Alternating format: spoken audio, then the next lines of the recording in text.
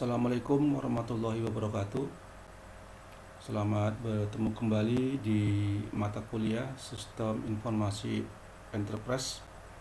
Semoga di hari ini Anda semua diberikan kesehatan dan keselamatan untuk tetap bisa melaksanakan aktivitas kita sebagaimana biasanya. Untuk hari ini, proses pembelajaran yang akan kita lakukan adalah di pertemuan yang ke-8, dan nanti insya Allah materi ini kita lanjutkan di pertemuan yang ke-9. Untuk materi hari ini kita akan membahas mengenai yang dibahas, yaitu pertama tentang supply chain management atau disingkat dengan SCM, dan nanti juga IT, ada IT SCM atau informasi teknologi SCM yang dipergunakan, contoh-contoh dari supply chain management, dan nanti kita akan ada kuis dan juga ditentukan dengan tugas mandiri. Dan nanti jika tidak selesai di pertemuan kita yang ke-8 ini, kita lanjutkan di pertemuan yang ke-9 untuk minggu depan. Tujuan dari materi ini adalah mahasiswa dapat memahami konsep dari supply chain management berkaitan juga dengan informasi teknologi yang digunakan di dalam supply chain management, dan menjelaskannya serta nanti mengimplementasikannya dalam bentuk tugas mandiri. Kita masuk ke topik yang pertama tentang supply chain. Apa itu supply chain? Dari referensi yang diperoleh bahwasanya supply chain merupakan jaringan perusahaan yang secara bersama-sama bekerja untuk menciptakan dan menghantarkan suatu produk ke tangan pemakai akhir. Nah, maka kalau kita melihat di sini adalah suatu bentuk jaringan perusahaan, berarti ada beberapa item yang terlibat selain dari perusahaan itu sendiri. Ya, misalkan dengan suppliernya, dengan customernya, dan yang lainnya. Nah, artinya di dalam supply chain nanti akan ada suatu bentuk kooperatif atau kooperasi yang dimana dia secara bersama-sama perusahaan tersebut untuk sama-sama bekerja dan menciptakan serta menghantarkan sebuah produk sampai ke tangan pemakai akhir atau kepada customer atau kepada para pelanggan.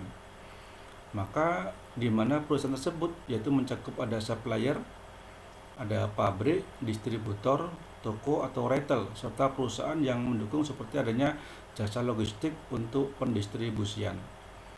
Nah, ini tadi yang disebut dengan jaringan perusahaan yang secara bersama-sama. Jadi ada suppliernya, ada pabriknya, ada distributornya, ada toko atau retail, serta adanya jasa logistik untuk distribusi barangnya.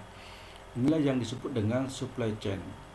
Nah, kalau dikaitkan dengan supply chain management, berarti berkaitan dengan tata cara pengelolaannya, tata cara pengaturannya. Maka secara pengaturannya atau secara pengelolaannya bahwasanya di dalam supply chain management yang tadi dikatakan ada suatunya bentuk jaringan perusahaan yang bersama-sama bekerja dan menciptakan dan menghantarkan suatu produk sampai ke tangan pemakai akhir atau konsumen, maka di dalam pengelolaannya ada terbagi menjadi dua, yaitu ada upstream supply chain dan ada downstream supply chain. Ya. Kalau upstream supply chain berarti di transaksi yang dilakukan dari mulai organisasi dan para supplier sampai ke jaringan menengahnya yang disebut dengan pembelian secara e-commerce, ya.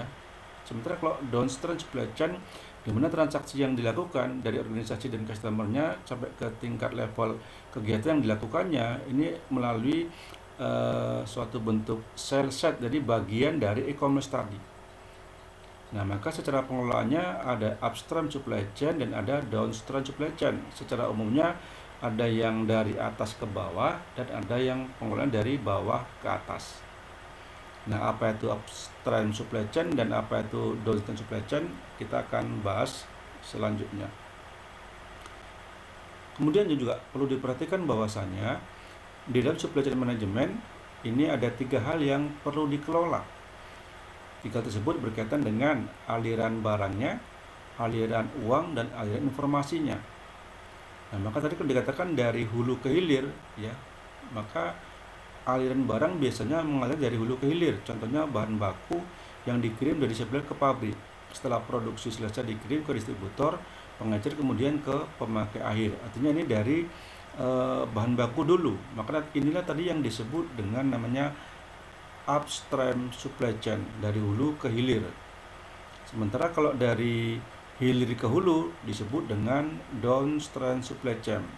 Kita tahu bahwasanya kalau dilihat dari pengelolaan manajemen tadi, ada upstream, berarti di sini maknanya adalah dari bahan bakunya sampai ke pemakai akhir atau ke para customer.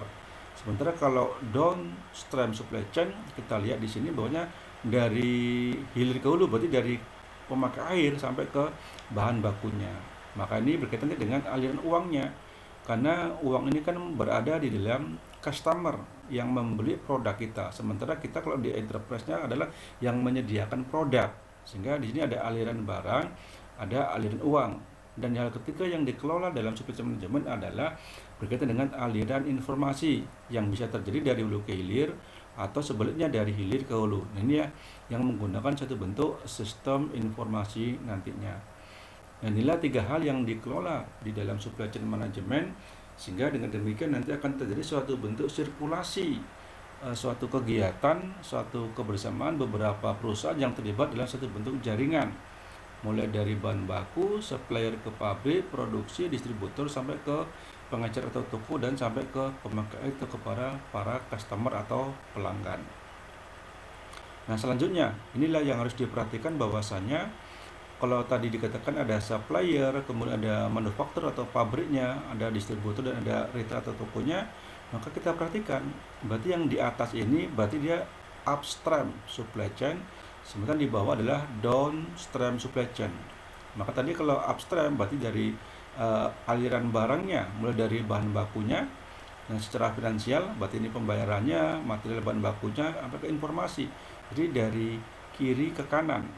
Ya, sebenarnya kalau downstream dari bawah ke atas berarti mulai dari customer atau toko penjualnya yang tadi kita dengan aliran uang, berarti ini adalah pembayarannya, retur atau kebalikannya ini adalah ordernya, gitu ya.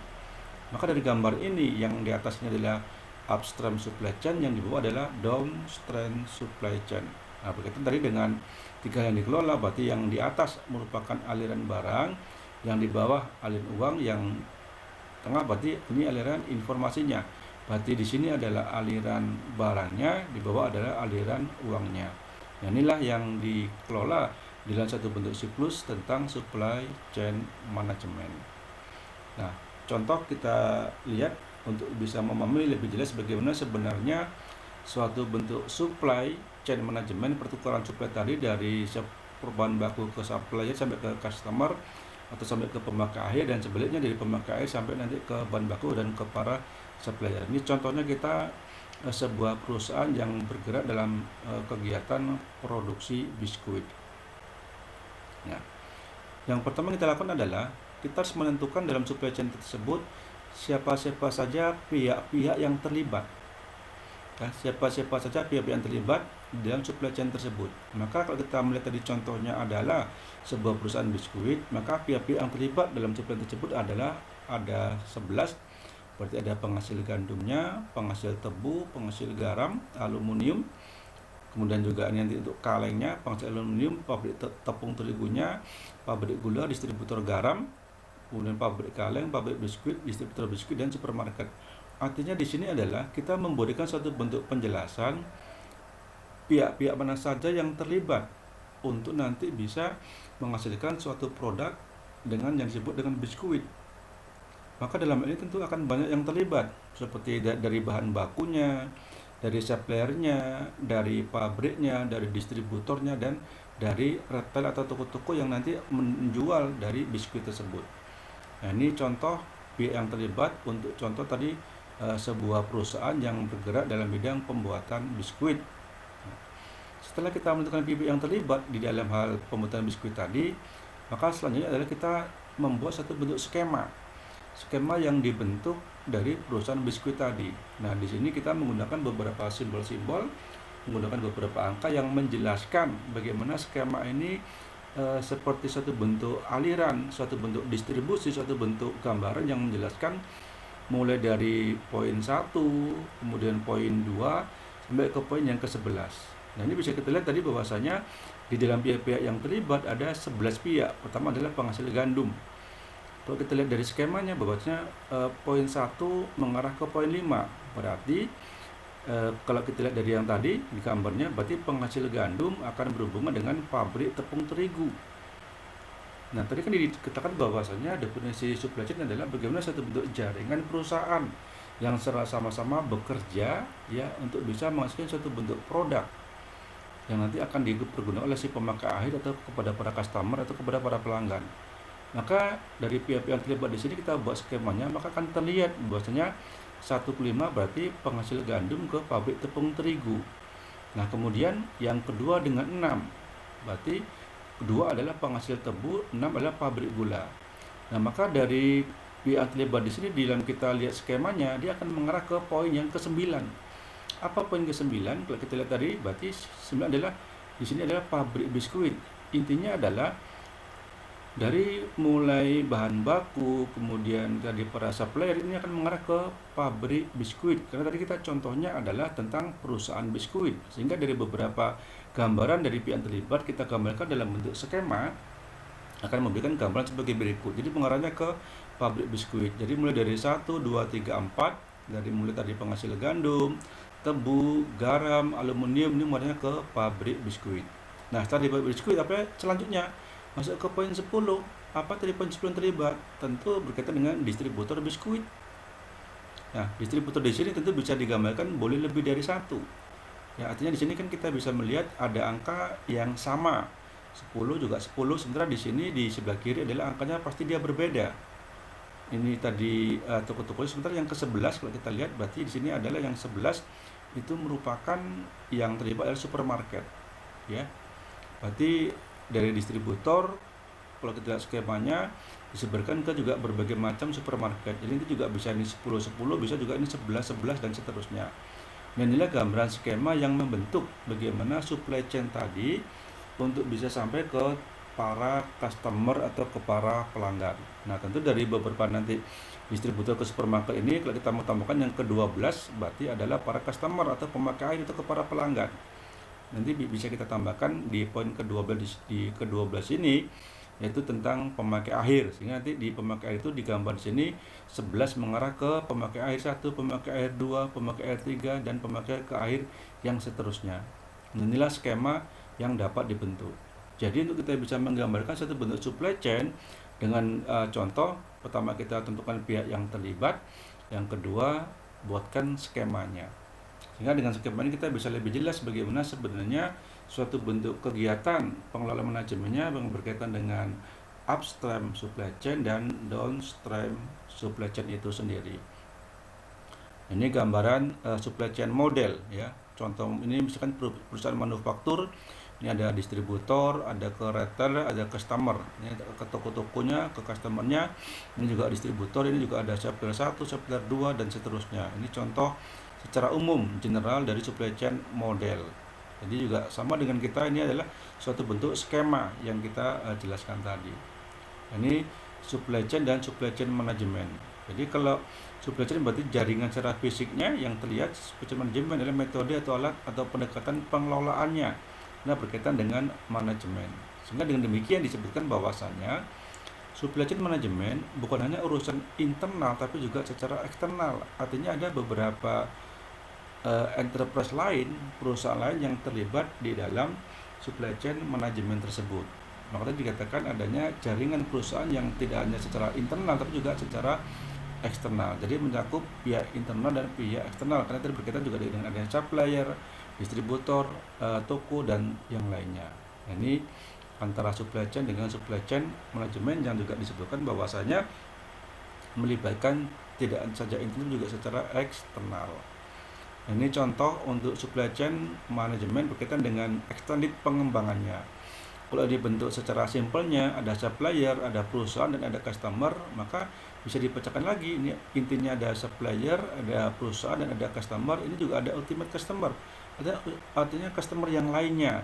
Ini juga ada service providernya. Ini juga ada ultimate supply yang lainnya. Artinya bisa dikembangkan lagi dari supply chain yang ada. Sehingga nanti membentuk suatu jaringan yang lebih luas lagi, sehingga bisa saja melibatkan beberapa supplier, bisa melibatkan beberapa company yang terlibat di dalam supply chain tersebut. Karena semakin luas jaringan dari supply tersebut juga akan semakin banyak nanti produk-produk yang dihasilkan, juga semakin banyak tentu customer yang membeli atau yang terlibat di dalam penggunaan dari jasa perusahaan tersebut. Nah, ini bentuk simpelnya yang dibawa adalah pengembangan dari supply chain. Jadi bisa lebih banyak lagi. Nah, secara umum kita lihat ini contoh dari struktur supply chain, ya, contoh untuk pengembangan dari supply chain. Ini juga misalnya ada sebuah product designer, nanti ada market research-nya, kemudian juga ini ada batasannya, ada manufakturnya, ada distributornya, ada retailnya, ada retail customer. Jadi dari gambar ini memang betul-betul dia membentuk suatu seperti jaringan yang punya keterlibatan antara satu enterprise atau satu perusahaan dengan beberapa perusahaan yang lain. Nah, contoh di sini untuk logistik misalnya, dia bisa ke manufakturnya, dia bisa ke finansinya, bisa ke materialnya, bisa ke product desainnya, bisa ke market research-nya dan yang lainnya. Artinya, kalau dia membentuk jaringan seperti ini, maka ini semuanya adalah terlibat. Sehingga sama seperti yang didefinisikan tadi, bahwasanya supply chain itu adalah ini jaringan perusahaan yang secara bersama-sama bekerja untuk menciptakan dan menghantarkan suatu produk ke tangan pemakai akhir. Jadi kalau ada jaringan perusahaan secara bersama-sama berarti banyak perusahaan-perusahaan yang terlibat. Nah, maka gambaran dari jaringan tadi seperti ini, ya. Jadi memang banyak hal yang terlibat di dalam supply chain tersebut. Maka strukturnya bisa saja akan terus berkembang sesuai dengan kebutuhan, ya, sesuai dengan supplier yang terlibat, sesuai dengan company atau perusahaan-perusahaan yang mengelola beberapa kegiatan yang dilakukan. Maka akan membentuk sebuah jaringan yang semakin lama juga akan semakin luas disesuaikan dengan perkembangan dari perusahaan tersebut. Nah, ini gambaran yang tadi dari hulu ke hilir yang berkaitan dengan supply chain management yang tadi kita tekan dengan adanya mulai dari supplier, manufaktur sampai kepada customer yang dikatakan dengan upstream supply chain management. Nah, ini kalau kita lihat di definisi tadi bahwa dia memang secara sistematis dan terkoordinasi secara strategis dari fungsional bisnis terdesain dalam perusahaan tertentu dan seluruh usaha dalam rantai pasokan. Berarti ada rantai pasokan yang menghubungkan satu kegiatan dengan kegiatan yang lainnya. Nah, ini definisi secara spesifik berkaitan dengan supply chain management, sehingga perusahaan yang berada dalam supply chain pada intinya memuaskan konsumen dengan bekerja sama membuat produk yang murah, mengirimkan tepat waktu dan kualitas barang yang bagus. Jadi yang harus diperhatikan jika dia sudah membuat satu bentuk perusahaan yang lebih besar lagi, bahwasanya produk yang dibuat diusahakan dengan harga yang murah, tapi dengan kualitas yang bagus, dan dalam pengiriman kepada para customer atau pemakai akhir harus menggunakan waktu yang tepat atau menghindari adanya keterlambatan pengiriman barang. Maka tadi melibatkan satu bentuk kegiatan distributor atau logistik, ya, sehingga dengan demikian produk yang diantarkan ke customer bisa tepat waktu sesuai dengan yang sudah ditentukan. Nah, tentu tujuannya kenapa kita membahas juga tentang supply chain management yang berkaitan dengan efisiensi secara integrasi dari supplier dengan pihak yang terlibat tadi, tentu jumlah yang tepat, lokasi yang tepat, juga waktu yang tepat. Untuk apa itu? Meminimalkan total biaya dari jumlah penghantaran waktu misalnya, dan juga memenuhi kebutuhan daripada pelanggan. Dan inilah tujuan yang harus juga menjadi perhatian utama kenapa kita harus membahas tentang supply chain management, sehingga dengan demikian para pemakai air dengan kita memberikan pelayanan yang maksimal dengan jumlah tepat, lokasi tepat, dan tepat waktu bisa memberikan rasa kepuasan, ya, sehingga bisa memberikan kepuasan kepada para pelanggan, sehingga juga kita meminimalkan total biaya dari yang kita keluarkan jika produksi yang kita hasilkan itu tentu akan tepat terjual kepada seluruh para pemakai air atau kepada seluruh para pelanggan, sehingga juga demikian pelanggan juga akan terpenuhi kebutuhannya di dalam kebutuhan yang diperlukannya, karena memang barangnya bisa didapatkan di dalam toko-toko atau melalui distributor yang sudah ditentukan di dalam keterkaitannya dengan supply chain management ini. Kemudian areanya di mana cakupan supply management adalah meliputi tentang kegiatan merancang sebuah produk, kegiatan mendapatkan bahan baku, kegiatan merencanakan produk dan persediaan, kegiatan melakukan produksi, dan kegiatan melakukan pengiriman.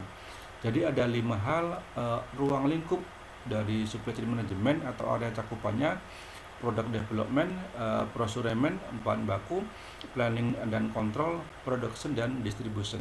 Inilah 5 hal yang harus diperhatikan di dalam area supply chain management. Bagaimana kita merancang sebuah produk-produk yang baru, kemudian bagaimana kita bisa mendapatkan bahan baku, merencanakan produksi dan persediaannya, sekaligus melakukan kegiatan produksinya, dan bagaimana kita melakukan pengiriman tentang sebuah produk yang sudah kita hasilkan tadi.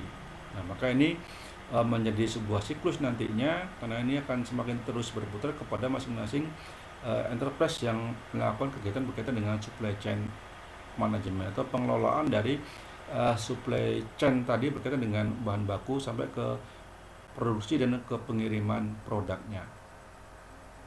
Nah, ini masing-masing kegiatan tadi yang berkaitan tadi dengan product development, procurement, persediaan dan yang lainnya bisa dilihat di dalam tabel ini.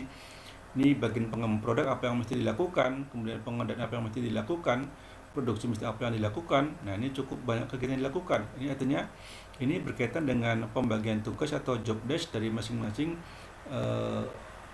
area atau ruang lingkup dari supply chain management tadi. Nah, ini sebuah contoh yang melibatkan beberapa enterprise atau melibatkan beberapa perusahaan, juga melibatkan beberapa distributor, dan melibatkan beberapa store atau retail atau toko.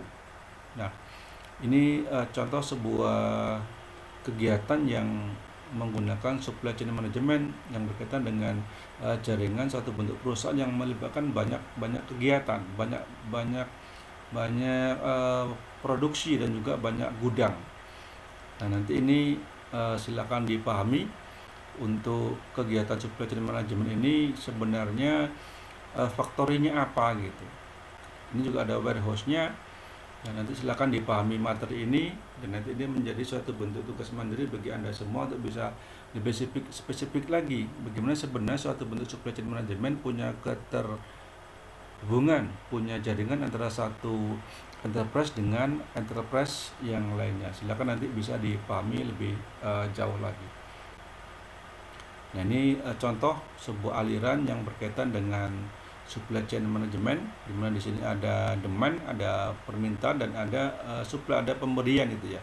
Ini ada secara cash, ada produk, di sini ada informasi. Ini contoh dari supplier, kemudian dari manufaktur sampai ke distributor. Jadi masing-masing punya keterkaitan, punya jaringan yang menghubungkan antara satu bagian dengan bagian yang lain. Jadi ini ada aliran uangnya, ada produksi yang diberikan, ada informasi ya.